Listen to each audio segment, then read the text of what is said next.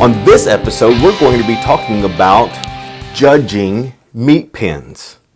Now, at Cornerstone Rabbitry, Cornerstone Cages, our focus is always about helping you have the best meat pen rabbit project possible. And so I hope to share with you today some things that will help you, some terms that will help you understand what the judge is saying and what you should be looking for. And in this standard of perfection, it is the ideal rabbit.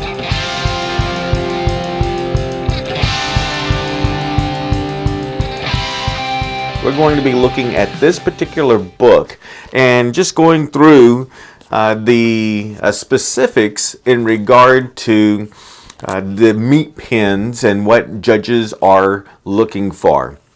So first of all, this is the standard and guide for judging meat pens. And so let's go ahead and we'll get started in the video. So first of all, meat pens, there's 4 factors in order of their importance. The first is going to be meat type. The second is going to be conditioning. The third is going to be uniformity, and then the fourth, fur. Now you might hear a judge talking about fur, but typically he's going to be when he's down to the last 10, 15 pins out of 100 or 150, and so that's when that fur comes into play. So keep in mind some of the basics in regard to meat pens. So meat pens shall consist of 3 rabbits, all of the same breed and variety. A broken group meat pen must also be of the same variety. So if you have, say, New Zealand's, and you have a broken black New Zealand, well, you can't have a broken blue or a broken red. They would all need to be that same color. So definitely not the same pattern. That would never happen. But certainly the same color. And so Californians, there's only one color for Californians. There's only one color for Palominos, Chinchillas, and so on. So that wouldn't apply. But nevertheless, they need to be the same broken if they're going to be New Zealand's, for example. So the age limit is 10 weeks. The minimum weight typically is 3.5 pounds, and then the maximum weight is 5.5 pounds. At some of your shows, it may be 5 pounds. So be sure to look at the rules of your particular show. That's very, very important, because if you're over 5 pounds, and that's the weight limit, that's the maximum that your meat pen can be, and I say meat pen, I should say meat pen rabbit. Each rabbit, no, not over 5 pounds. If one is over 5 pounds, that DQs the whole meat pen. So you're off the table, and you've pretty much wasted your time. So all rabbits must be weighed in the presence of a judge. Let's talk about the points that are associated to these 4 different categories.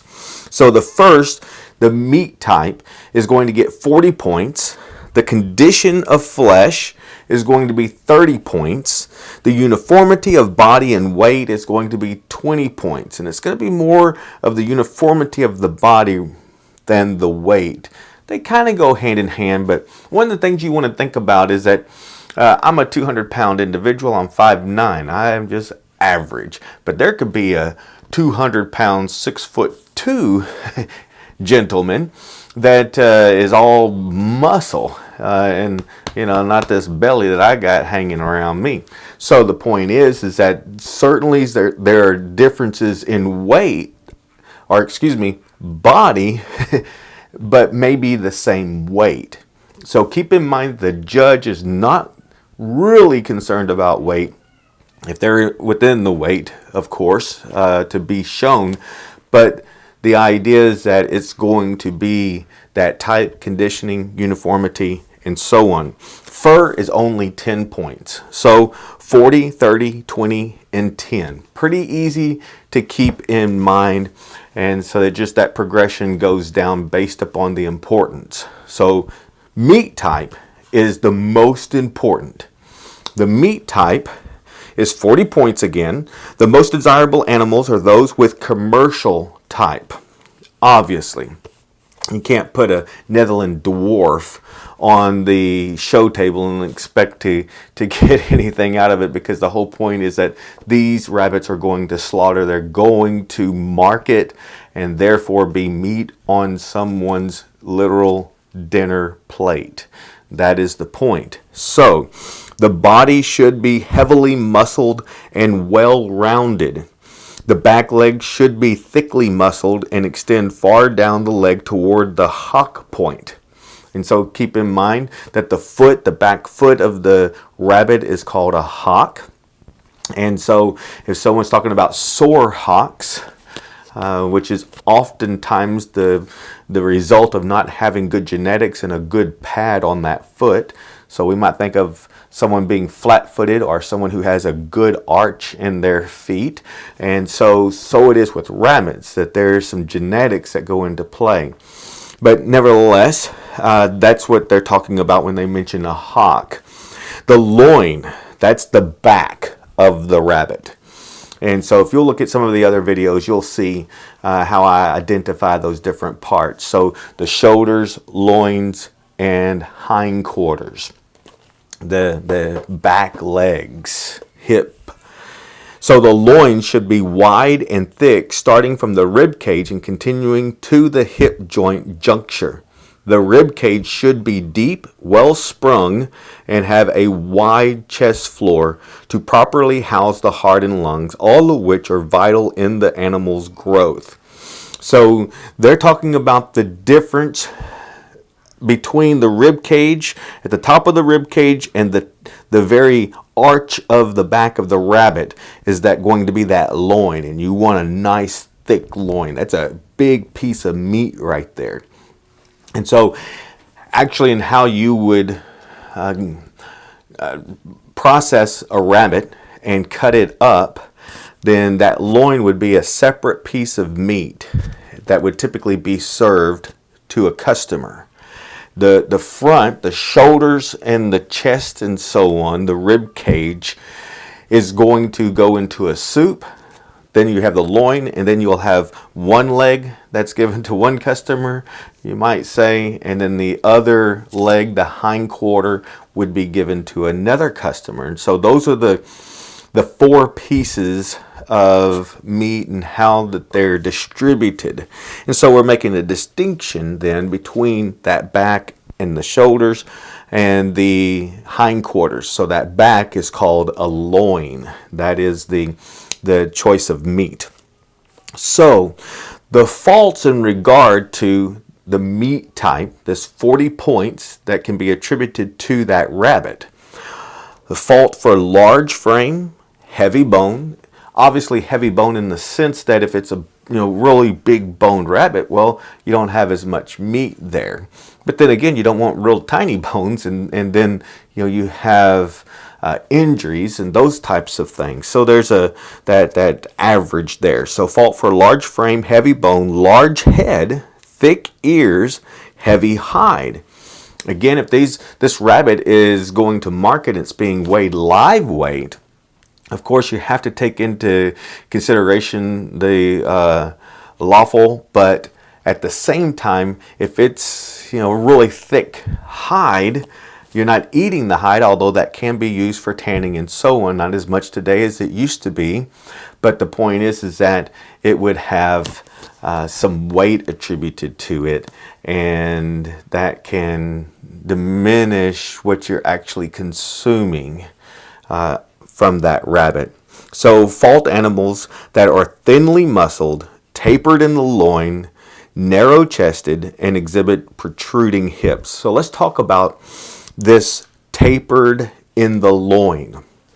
So when the judge yourself, when you're examining these kits to decide which ones you're going to put on the table, and you're starting at the shoulders and you're going over the loins and coming to the hindquarters, the hips that they call it here, that loin on some rabbits will shrink, if you will. You can actually pull your hand over that loin and you can feel that muscle literally coming to a point. It'll be coming to a point, and that's called pinched. So if you ever hear the judge talking about the rabbit is pinched, then that's what it is referring to. And so the loin is coming over, and instead of just going right straight into the hindquarters and just getting wider than it was at the loin, because a meat pen is going to be a little bit more square, you might say, than an American Rabbit Breeders Association Californian on the table. Not meat pen, but just the ARBA Californian is going to be more tapered. It's going to have more narrow shoulders going into the loin and then the hindquarters, whereas a meat pen is going to be more square. They're going to have wider shoulders going into that loin. It's going to be a little bit wider and then even more wide in the hindquarters. So this idea here of this fault tapered in the loin is that as the judge is pulling his or her hand across the loin, if they feel it go to a point or going more narrow as it goes into the hindquarters, it is considered tapered. But you'll hear them say pinched. So some of the terms that are used here in the standard of perfection are going to be a little bit different than what you typically hear at the table.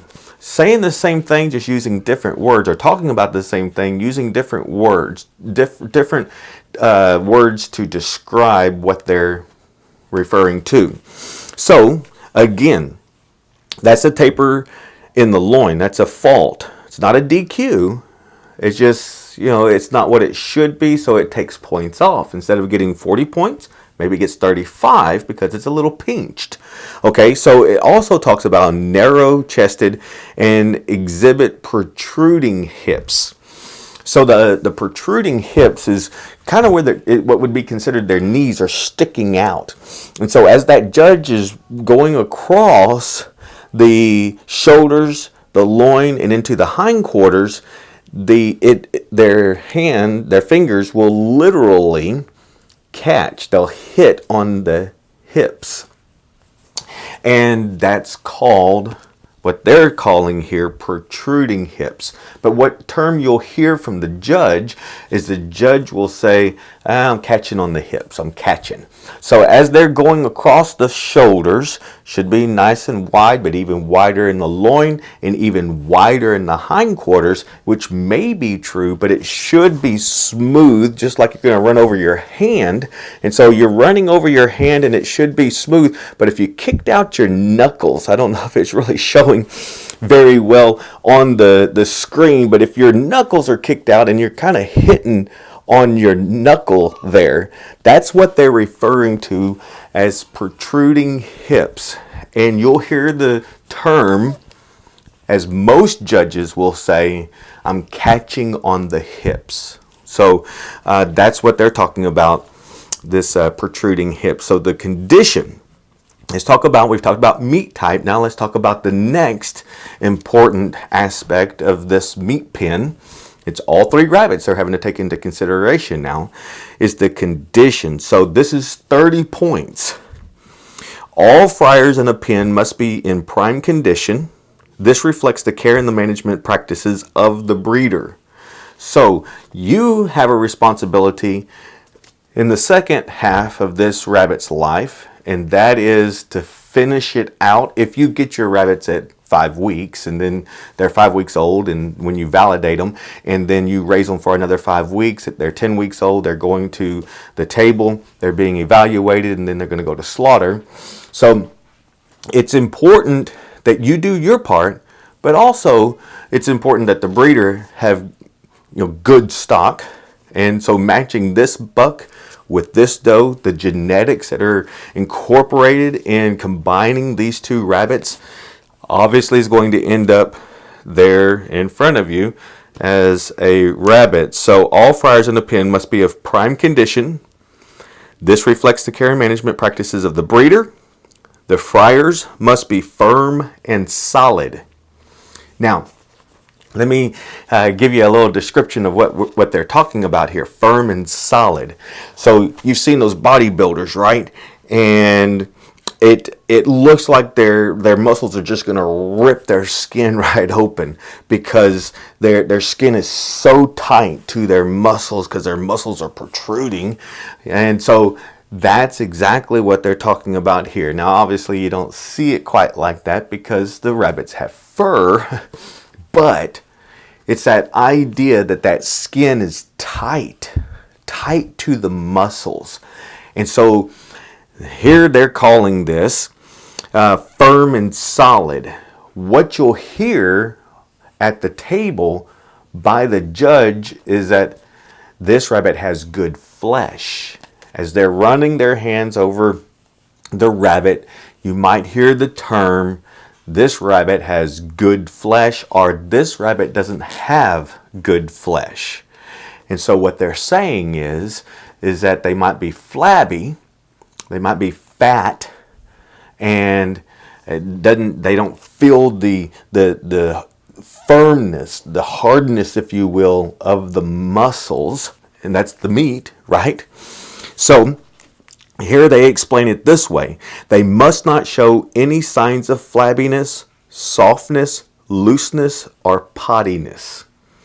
The pelt must be tight over the body, and the animals must be clean and show no signs of neglect or disease. So obviously they've got to be in good condition. They can't have any kind of ulcers or injuries or anything like that. These should be prime specimens that are being put on the table to be evaluated, because someone's about to eat this meat pen, this meat rabbit. So that's what it says in regard to conditioning.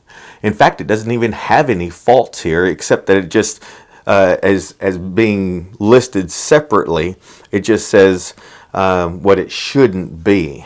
So uniformity. Let's talk about uniformity. Now there's 20 points in regard to uniformity. Uniformity reflects the ability of the exhibitor to select 3 friars for the pen that have similar traits.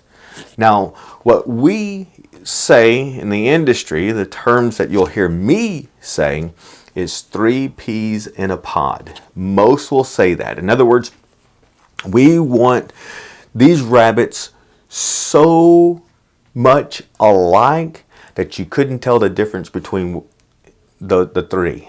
So when that judge is pulling his or her hand across the shoulders, the loins, and the hindquarters, and looking that rabbit over, it's they're triplets. There's no difference between them.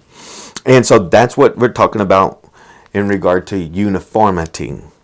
So uniformity reflects the ability of the exhibitor to select 3 friars for the pen that have similar traits. The closely they are identical to one another, the better. Uniformity must be present in weight, size, appearance, condition, meat type, and fur. So all 4 of the primary categories in which the meat pen is being judged. So they should be similar in all respects as possible. One of the things that I'll tell people, and I hope that I'm correct about this, let's say you had 2 absolutely perfect rabbits, and one of them was weak in the shoulders.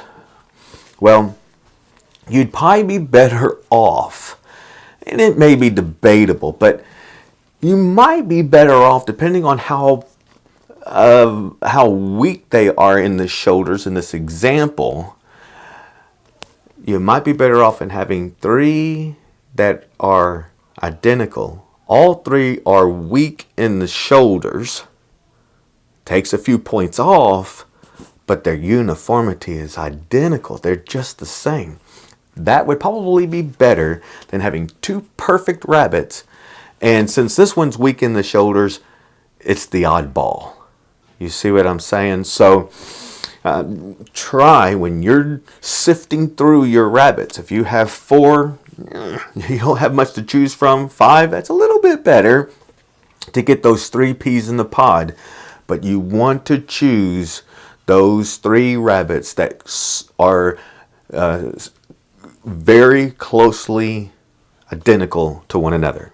Okay, what's the fault they have here? Lack of uniformity. Duh. Okay, fur.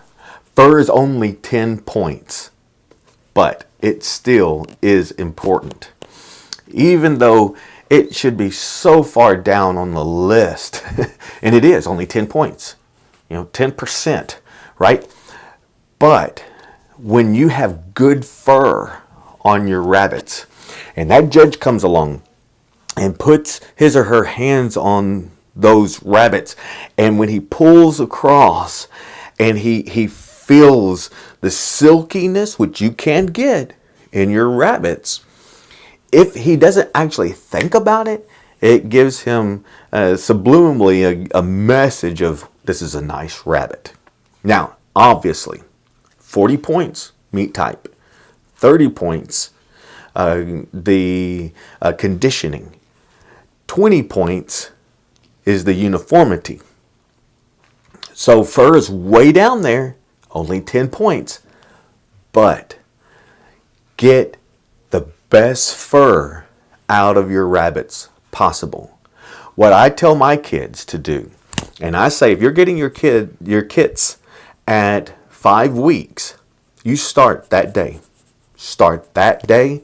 And watching my other video, a daily routine is not weekly routine. It's not every 3 days, 4 days, every other day. It's every day. It's a daily routine that you get those rabbits out, you turn them over, get them conditioned, get them trained to be used to being flipped over. They're not going to fight against the judge then. Okay, that's very, very crucial. Okay, so you're turning them over, you're checking their nails, you're checking their teeth, you're checking them for DQs, you're checking for ear mites, and so on and so forth. Now go ahead and take the time, after you've weighed them and you're calculating that so you can control that weight on each of your rabbits, then take that rabbit, get your hands wet, just get them wet.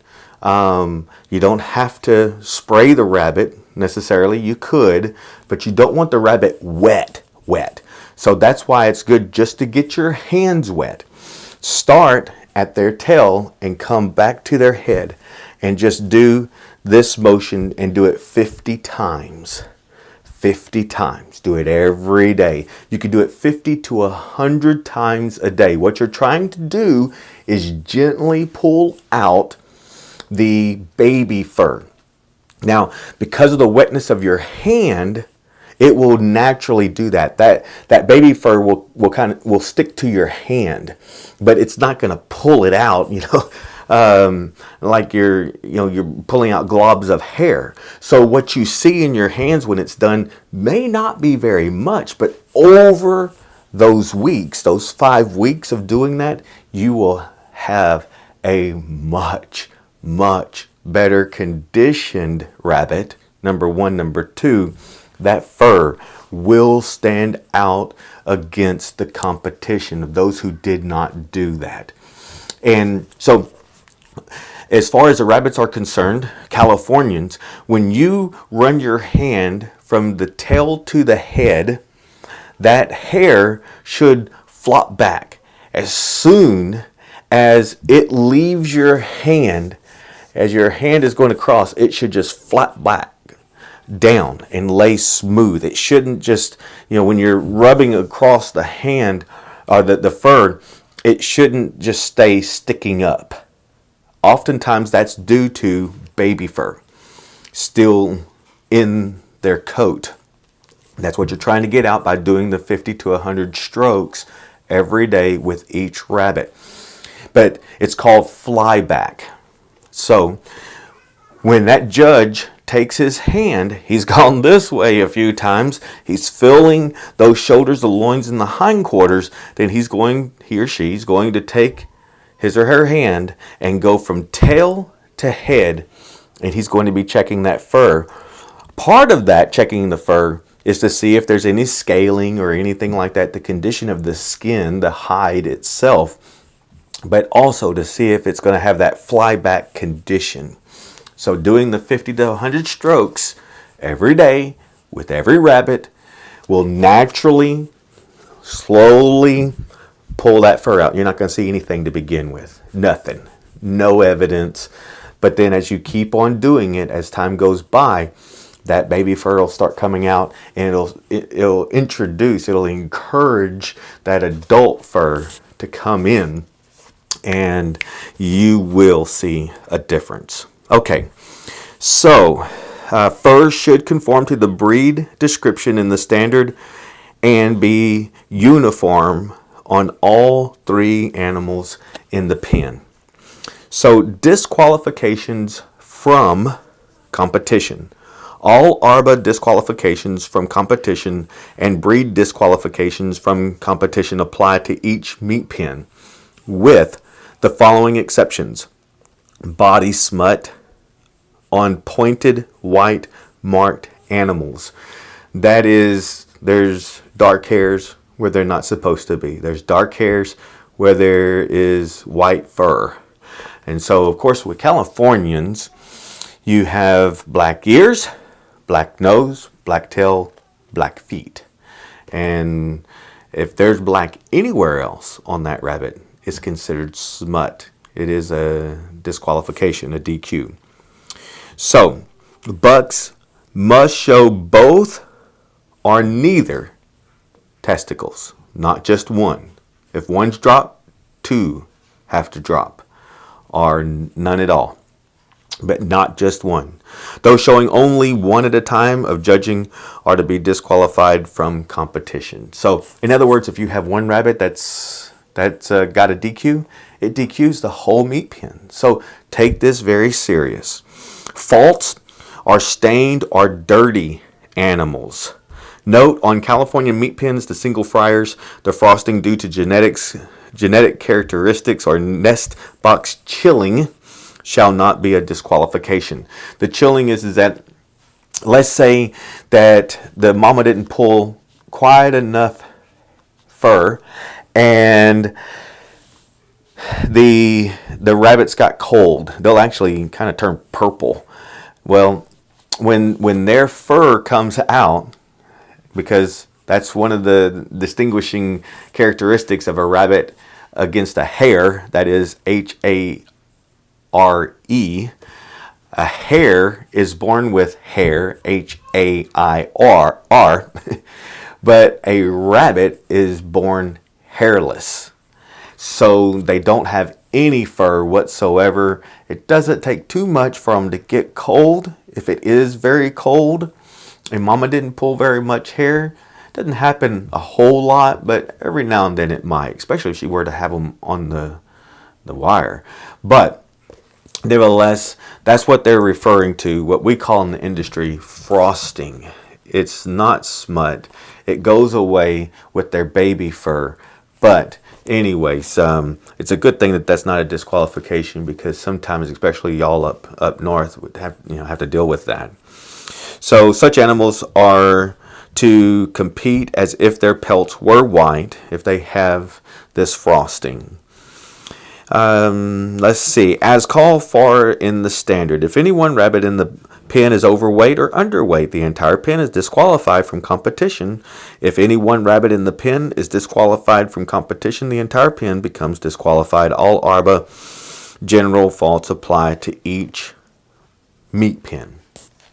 Keep in mind, if your rabbit is going to be aggressive, if your rabbit, whenever the judge flips it over to check for DQs and so on and so forth, maybe check for uniformity, then, and it's fighting, or let's say he or she's trying to set that rabbit up, and it's just not complying, it keeps fighting. I mean, it's not that he's going to just say, well, this disqualified, but if he can't get that rabbit to set properly, it might be a perfect rabbit, if there ever was such a thing, might be a great rabbit, but this one particular rabbit won't set up. So when the judge is trying to hold that rabbit or set that rabbit up, and it's pulling against his head or his hand, the judge kind of has the head of the rabbit in his hand, and it should just bury it. That's what you want. You want your kits just to bury their head into that judge's hand and just tighten up. That's what you want that rabbit to do. And if it's fighting against that and it's trying to pull its head up when the judge is, trying to set it up and keep it in that position, that's it. Done. The judge cannot truly judge the rabbit because it's not complying. Think about a dog show. You've seen them where they run the dog around and so on. What if the dog, when it needs to be running, says, "No, forget it. I'm lying down. I'm tired. Give me a biscuit." What are you going to do? You see, so that's why it's so important to do that daily routine. Get your rabbits in that routine so that when it comes time for the judge to judge your meat pen, those rabbits know what to do. They've been trained. Just like you train a dog to fetch, roll over, sit. It's the same exact thing. In fact, it's always good to get your mom or dad or someone else. You have an uncle, cousin come over. Let them put their hands on the rabbits. Let them set them up and so on. Because it'll give that rabbit the conditioning, the training that it needs, that no matter who's messing with them, they're going to do what they need to do. So keep that in mind. I hope that you've enjoyed the video. I know it's been kind of long, but this is the Standard of Perfection sent out by the American Rabbit Breeders Association 2016 to 2020. I read straight from this book and tried to share with you some of the terms that you might hear that are just different words but saying the same exact thing. And so just have fun. Work with your rabbits and don't play with them too much. But definitely get them out and work with them every day, and you will have success.